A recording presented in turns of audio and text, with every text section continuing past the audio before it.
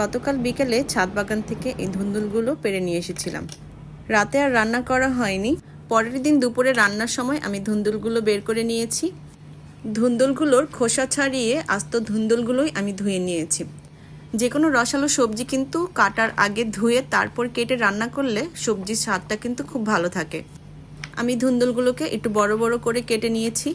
ধুন্দুল দিয়ে মাছ রান্না করার সময় ধুন্দুলগুলো যদি একটু বড় করে কাটা হয় তাহলে কিন্তু দেখতে অনেক বেশি সুন্দর লাগে। যাদের হাতে রান্নার সময় কম থাকে তারা কিন্তু ধুন্দুল রান্না করতে পারেন। মাছ দিয়ে ধুন্দুল রান্না করতে 10 মিনিটের বেশি সময় লাগে না, আর ডিম দিয়ে ভাজি করতে তো আরও কম সময় লাগে। এরই মাঝে আমি 2টা পেঁয়াজ কুচি করে নিয়েছি এবং 5-6টা কাঁচামরিচ কেটে নিয়েছি। ধুন্দুলের সাথে রান্নার জন্য 10 পিসের মতো চিংড়ি মাছও নিয়ে নিয়েছি। তারপর চুলায় কড়াই বসিয়ে সামান্য তেল দিয়ে পেঁয়াজ কুচিগুলো হালকা বাদামি করে ভেজে নিলাম। হালকা বাদামি করে ভাজা হয়ে গেলে তারপর চিংড়ি মাছগুলো দিয়ে দিব। সবজি দিয়ে চিংড়ি মাছ রান্না করার সময় যদি হালকা করে ভেজে নেওয়া যায় তাহলে কিন্তু স্বাদে ও ঘ্রাণে একদম ভরপুর থাকে। তো চিংড়ি মাছ হালকা ভাজা হয়ে গেলে এর মধ্যে আমি আদা রসুনের পেস্ট, লাল মরিচের গুঁড়া, হলুদের গুঁড়া দিয়ে একটু নেড়ে চেড়ে সামান্য পানি দিয়ে দেব। তারপর একটু নেড়ে চেড়ে আমি স্বাদ মতো লবণ দিয়ে দিব। লবণটা এখানে যার যার স্বাদের উপরে নির্ভর করে। ফালি করা কাঁচামরিচগুলো দিয়ে তারপর আবার একটু পানি দিয়ে কষিয়ে রান্না করে নেব। এখানে হালকা ঝোল ঝোল থাকা অবস্থায় আমি ধুন্দুলগুলো কড়াইতে ঢেলে দিব।